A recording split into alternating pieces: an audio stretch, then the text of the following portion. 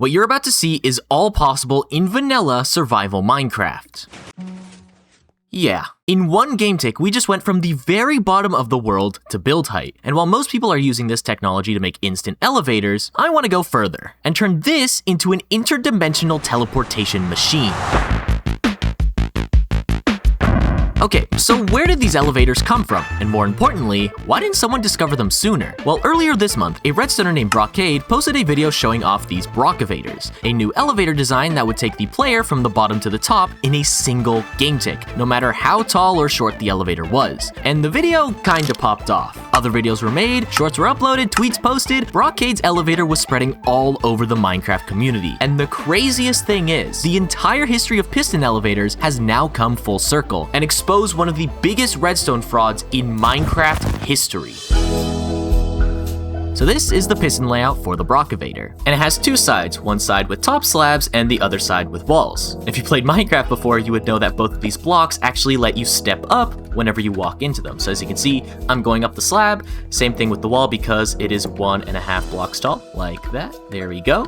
And basically what we're doing is we kind of just stand in the middle, and these slabs and walls are making the player step up gradually until we get to the very top like this. And if this sounds familiar, you may be a really old player and you may remember something called a zipper elevator. When pistons first came out, on the same day they were added, the zipper elevator was invented by a player named James Watt. And the way it worked was using stairs and blocks to make the player travel upwards. But the elevator design you probably remember is this video from Viper Sniper 500 with almost 10 million views. 10 million views on a stolen tutorial, because earlier that April, another YouTuber named Whiteout made a zipper elevator tutorial, and not only is it the same design, but it's also built in the same order. Pillars to the top, followed by alternating blocks, then repeaters, then the back wall. Viper Sniper's video is a 1-to-1 copy, and it's pretty likely, given the 3 million view count, that Viper Sniper saw this video and decided to make a zipper tutorial himself, seeing its popularity. But not so fast, because this tutorial from Whiteout is also stolen. And the design can be spotted in a video from the Royal Walrus almost a year earlier in July of 2011.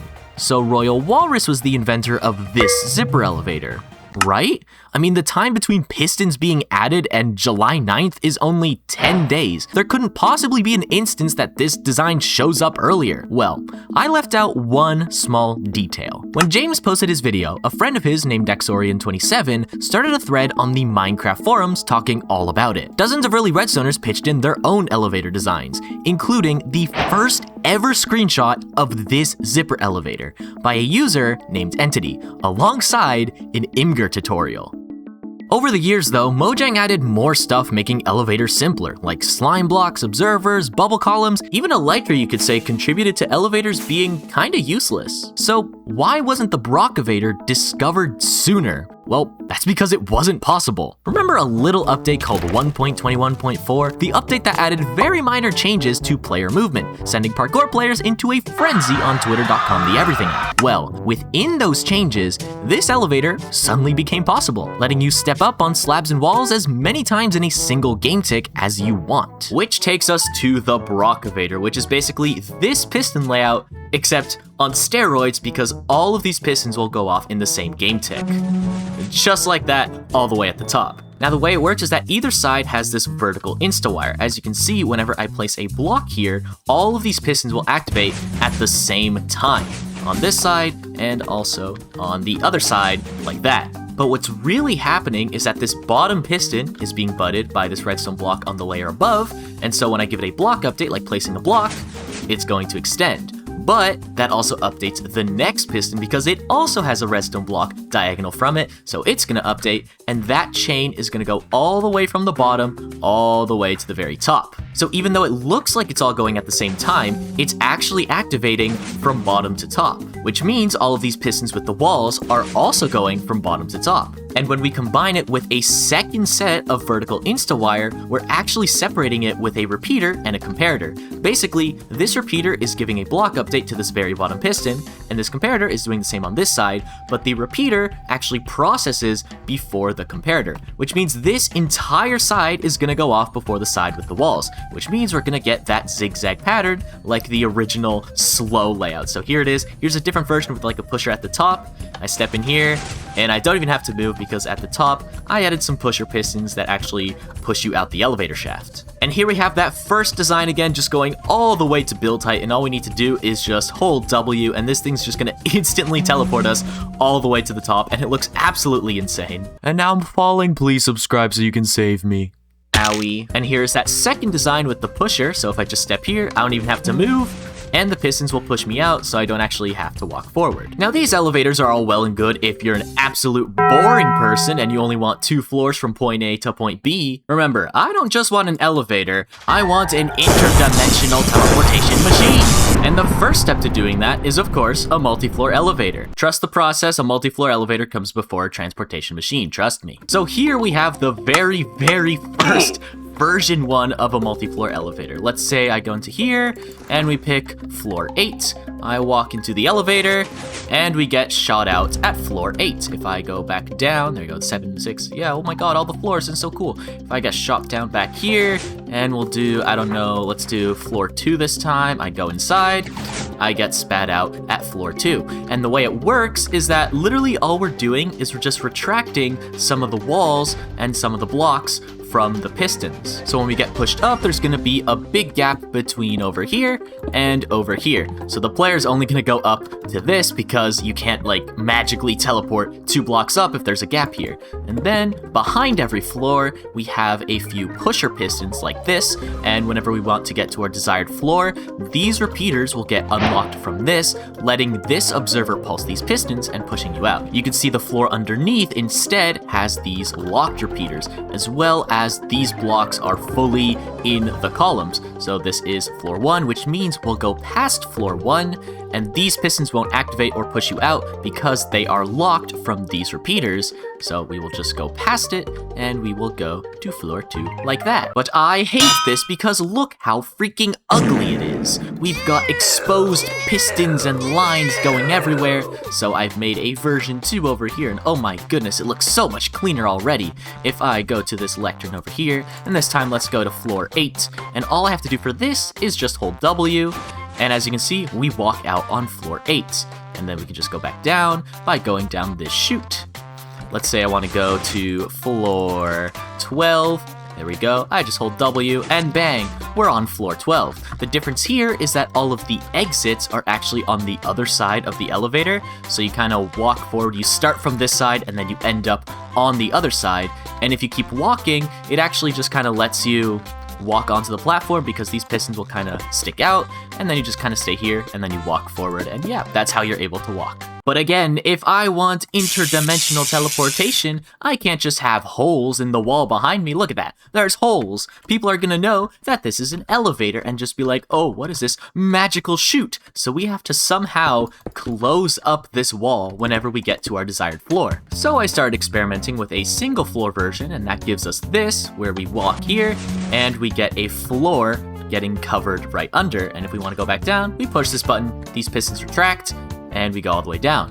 But again, this one also has a problem. If I do this, as you can see, that floor will stay extended. So if I stepped on it and never actually went in, now this floor is extended, which means these pistons are blocked, which also means the next time we activate this, there we go, stuff is gonna break at the top because there's no way to reset this floor hiding thing from the bottom. So we have to think a little bit differently if we want to make a multi-floor version, and this was my first iteration of a multi-floor version with, you know, seamless floor and stuff, so there's no gaps. So this one only has 4 floors. I don't know why I went to floor 7. So let's go to floor 2.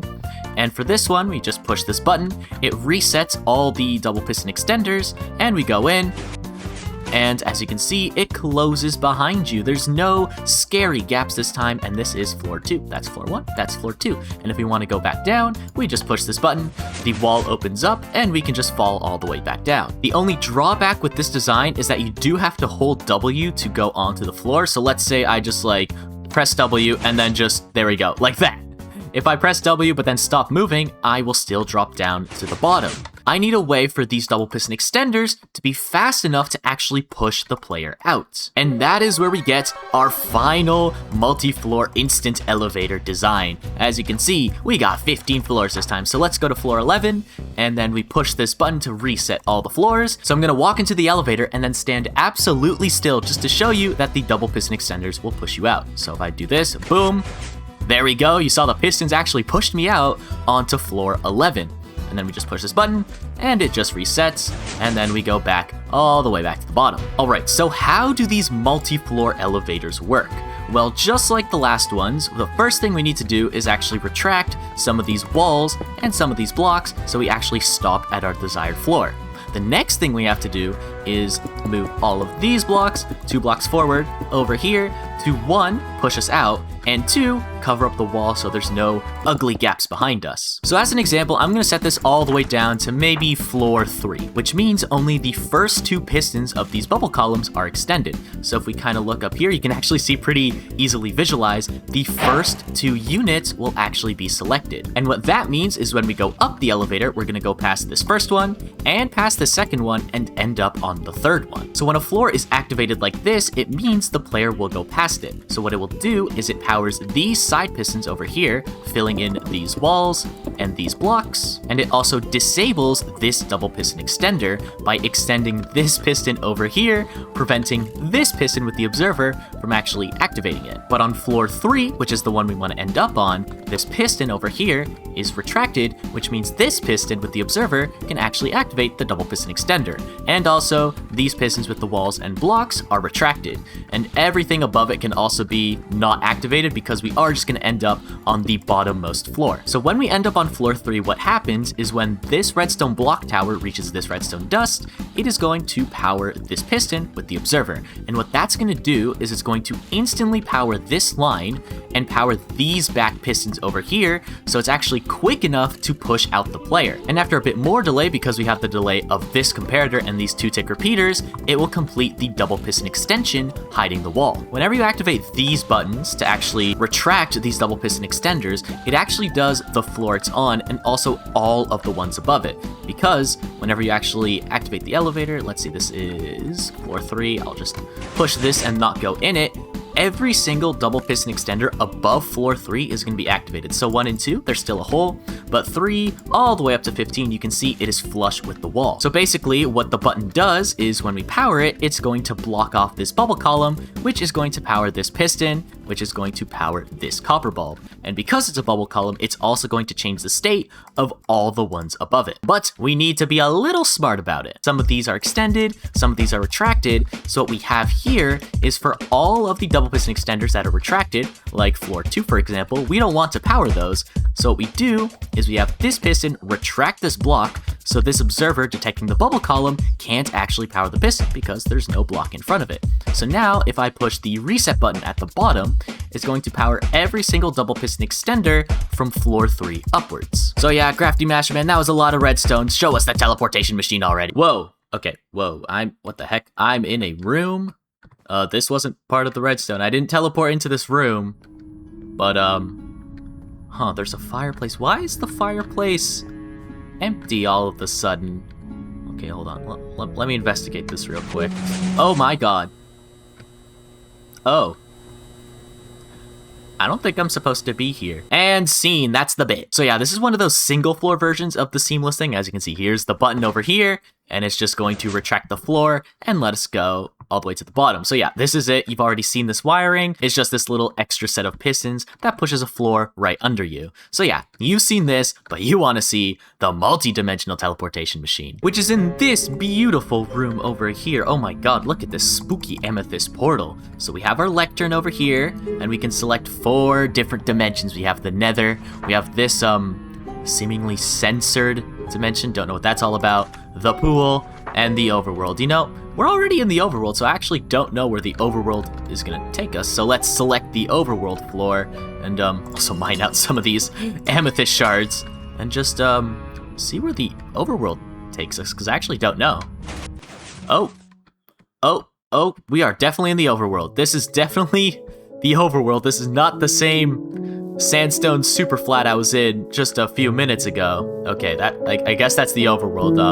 Let me go back down to see if I can go to one of those different dimensions. All right, I saw the first one was the nether, so let's go to the nether. We all know what the nether is. I'm sure this thing isn't gonna somehow take us to the nether. That would be absolutely ridiculous. Like, oh, okay, yep, we are sure in the nether. You know what, I'm just gonna go back here and we're just gonna go to a different dimension. You know, what about the pool? The pool was one of the dimensions. Let's do the pool. If I select the pool and I go forward, what's the pool room? Oh, the pool rooms. I get it now. Oh my goodness, that's where we are. Oh, and it's close behind us. Oh, okay, but there's the button. I guess it's just that hashtag dimension. Okay, so what the heck could this hashtag dimension be? I genuinely have no clue what it could be. Let me select it and see where this interdimensional thing takes me. Oh, god damn it, I'm here again. Oh my god, how big is this? This is a lot bigger than the other one. Oh, that's a nice hallway. Do I want to go down that hallway? Okay, maybe I should go down that hallway. Let's see what's at the end of this.